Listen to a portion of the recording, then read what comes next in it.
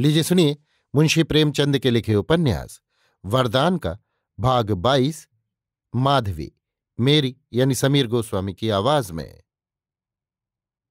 कभी कभी वन के फूलों में वो सुगंधि और रंग रूप मिल जाता है जो सजी हुई वाटिकाओं को कभी प्राप्त नहीं हो सकता। माधवी थी तो एक मूर्ख और दरिद्र मनुष्य की लड़की, परंतु विधाता ने उसे नारियों के सभी उत्तम गुणों से सुशोभित कर दिया था। उसमें शिक्षा तथा सुधार को ग्रहण करने की विशेष योग्यता थी। माधवी और विरजन का मिलाप उस समय हुआ जब विरजन ससुराल आई। इस भोली भाली कन्या ने उसी समय से विरजन के संग असाधारण प्रीत प्रकट करनी आरंभ की। ज्ञात नहीं वो उसे देवी समझती थी या क्या, परंतु कभी उसने विरजन के विरुद्ध एक शब्द भी मुख से न निकाला। विरजन भी उसे अपने संग सुलाती खिलाती और अच्छे अच्छे रेशमी वस्त्र पहनाती। इससे अधिक प्रीत वो अपनी छोटी भगनी से भी नहीं कर सकती थी। चित्त का चित्त से संबंध होता है। यदि प्रताप को वृजरानी से हार्दिक संबंध था तो वृजरानी भी प्रताप के प्रेम में पगी हुई थी। जब कमलाचरण से उसके विवाह की बात पक्की हुई तो वो प्रतापचंद्र से कम दुखी न हुई। हाँ, लज्जावश उसके हृदय के भाव कभी प्रकट न होते थे। विवाह हो जाने के पश्चात उसे नित्य ये चिंता रहती थी कि प्रतापचंद्र के पीड़ित हृदय को कैसे तसल्ली दूं। मेरा जीवन तो इस भांति आनंद से बीतता है, बेचारे प्रताप के ऊपर न जाने कैसी बीतती होगी। माधवी उन दिनों 11वें वर्ष में थी। उसके रंग रूप की सुंदरता, स्वभाव और गुण देख देख कर आश्चर्य होता था। विरजन को अचानक ही ये ध्यान आया कि क्या मेरी माधवी इस योग्य नहीं कि प्रताप उसे अपने कंठ का हार बनाए। उस दिन से वो माधवी के सुधार और प्यार में और भी अधिक प्रवृत्त हो गई। वो सोच सोचकर मन ही मन फूली न समाती कि जब माधवी 16-17 वर्ष की हो जाएगी तब मैं प्रताप के पास जाऊंगी और उससे हाथ जोड़कर कहूंगी कि माधवी मेरी बहन है, उसे आज से तुम अपनी चेरी समझो। क्या प्रताप मेरी बात टाल देंगे? नहीं, वे ऐसा नहीं कर सकते। आनंद तो तब है जबकि चची स्वयं माधवी को अपनी बहू बनाने की मुझसे इच्छा करें। इसी विचार से विरजन ने प्रतापचंद्र के प्रशंसनीय गुणों का चित्र माधवी के हृदय में खींचना आरंभ कर दिया था, जिससे कि उसका रोम रोम प्रताप के प्रेम में पग जाए। वो जब प्रतापचंद्र का वर्णन करने लगती तो स्वतः उसके शब्द असामान्य रीति से मधुर और सरस हो जाते। शनैः शनैः माधवी का कोमल हृदय प्रेम रस का आस्वादन करने लगा। दर्पण में बाल पड़ गया। भोली माधवी सोचने लगी, मैं कैसी भाग्यवती हूं, मुझे ऐसे स्वामी मिलेंगे जिनके चरण धोने के योग्य भी मैं नहीं हूं, परंतु क्या वे मुझे अपनी चेरी बनाएंगे? कुछ हो, मैं अवश्य उनकी दासी बनूंगी, और यदि प्रेम में कुछ आकर्षण है तो मैं उन्हें अवश्य अपना बना लूंगी। परंतु उस बेचारी को क्या मालूम था कि ये आशाएं शोक बनकर नेत्रों के मार्ग से बह जाएंगी। उसका 15वां वर्ष पूरा भी न हुआ था कि विरजन पर गृह विनाश की आपत्तियां आ पड़ी। उस आंधी के झोंके ने माधवी की इस कल्पित पुष्प वाटिका का सत्यानाश कर दिया। इसी बीच में प्रतापचंद्र के लोप होने का समाचार मिला। आंधी ने जो कुछ अवशिष्ट रखा था वो भी इस अग्नि ने जलाकर भस्म कर दिया। परंतु मानस कोई वस्तु है तो माधवी प्रतापचंद्र की स्त्री बन चुकी। उसने अपना तन और मन उन्हें समर्पण कर दिया। प्रताप को ज्ञान नहीं, परंतु उन्हें ऐसी अमूल्य वस्तु मिली है जिसके बराबर संसार में कोई वस्तु नहीं तुल सकती। माधवी ने केवल एक बार प्रताप को देखा था और केवल एक ही बार उनके अमृत वचन सुने थे, मगर इसने उस चित्र को और भी उज्ज्वल कर दिया था जो उसके हृदय पर पहले ही विरजन ने खींच रखा था। प्रताप का पता नहीं है, मगर माधवी उसकी प्रेमाग्नि में दिन प्रतिदिन घुलती जाती है। उस दिन से कोई ऐसा व्रत नहीं था जो माधवी न रखती हो, कोई ऐसा देवता नहीं था जिसकी वो पूजा न करती हो, और वो सब इसलिए कि ईश्वर प्रताप को जहां कहीं वे हों कुशल से रखे। इन प्रेम कल्पनाओं ने उस बालिका को और भी अधिक दृढ़, सुशील और कोमल बना दिया। स्यात उसके चित्त ने ये निर्णय कर लिया था कि मेरा विवाह प्रतापचंद्र से हो चुका। विरजन उसकी ये दशा देखती और रोती कि ये आग मेरी ही लगाई हुई है। ये नवकुसुम किसके कंठ का हार बनेगा? ये किसकी होकर रहेगी?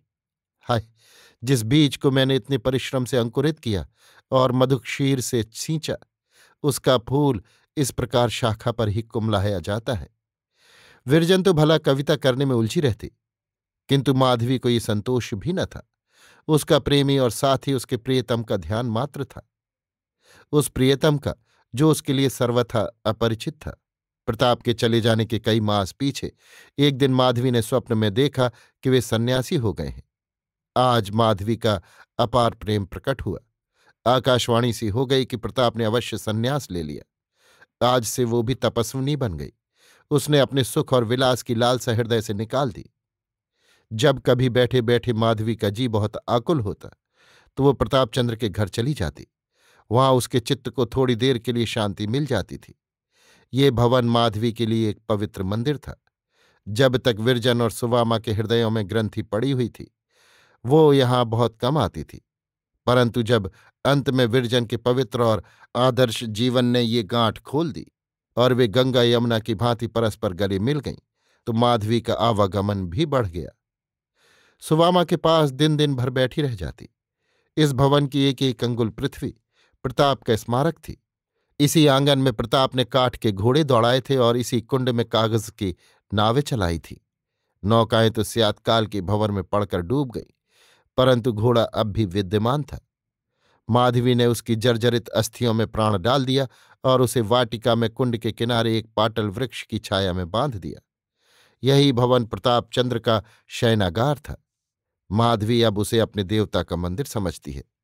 इसी पलंग ने प्रताप को बहुत दिनों तक अपने अंक में थपक थपक कर सुलाया था। माधवी अब उसे पुष्पों से सुसज्जित करती है। माधवी ने इस कमरे को ऐसा सुसज्जित कर दिया जैसा वो कभी न था। चित्रों के मुख पर से धूल की यवनिका उठ गई। लैंप का भाग पुनः चमक उठा। माधवी की इस अनंत प्रेम भक्ति से सुवामा का दुख भी दूर हो गया। चिरकाल से उसके मुख पर प्रतापचंद्र का नाम कभी न आया था। विरजन से मेल मिलाप भी हो गया, परंतु दोनों स्त्रियों में कभी प्रतापचंद्र की चर्चा भी न होती थी।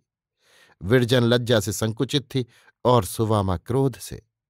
किंतु माधवी के प्रेमानल से पत्थर भी पिघल गया। जब वो प्रेम वेहवल होकर प्रताप के बालपन की बातें पूछने लगती तो सुवामा से न रहा जाता। उसकी आंखों में जल भरा था। तब दोनों की दोनों रोती और दिन दिन भर प्रताप की बातें समाप्त न होती। क्या अब माधवी की चित्त की दशा सुवामा से छिप सकती थी? वो बहुधा सोचती कि क्या ये तपस्विनी इसी प्रकार प्रेमाग्नि में जलती रहेगी, और वो भी बिना किसी आशा के। एक दिन वृजरानी ने कमला का पैकेट खोला तो पहले ही पृष्ठ पर एक परम प्रतिभापूर्ण चित्र विविध रंगों में दिखाई पड़ा। ये किसी महात्मा का चित्र था। उसे ध्यान आया कि मैंने इन महात्मा को कहीं अवश्य देखा है। सोचते सोचते अकस्मात उसका ध्यान प्रतापचंद्र तक जा पहुंचा। आनंद के उमंग में उछल पड़ी और बोली, माधवी तनिक यहाँ आना। माधवी फूलों की क्यारियां सींच रही थी। उसके चित्त विनोद का आजकल यही कार्य था। वो साड़ी पानी में लथपथ, सिर के बाल बिखरे, माथे पर पसीने के बिंदु और नेत्रों में प्रेम का रस भरे हुए आकर खड़ी हो गई। विरजन ने कहा, आ तुझे एक चित्र दिखाऊं। माधवी ने कहा, किसका चित्र है, देखूं। माधवी ने चित्र को ध्यानपूर्वक देखा। उसकी आंखों में आंसू आ गए। विरजन, पहचान गई? माधवी, क्यों, ये स्वरूप तो कई बार स्वप्न में देख चुकी हूं। बदन से कांति बरस रही है। विरजन, देखो, वृत्तांत भी लिखा है। माधवी ने दूसरा पन्ना उल्टा तो स्वामी बालाजी शीर्षक लेख मिला।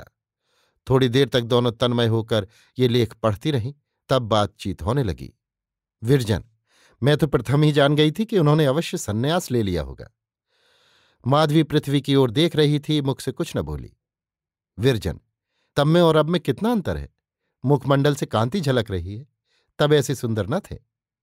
माधवी, विरजन, ईश्वर उनकी सहायता करे। बड़ी तपस्या की है। नेत्रों में जल भरकर, कैसा संयोग है। हम और वे संग संग खेले, संग संग रहे।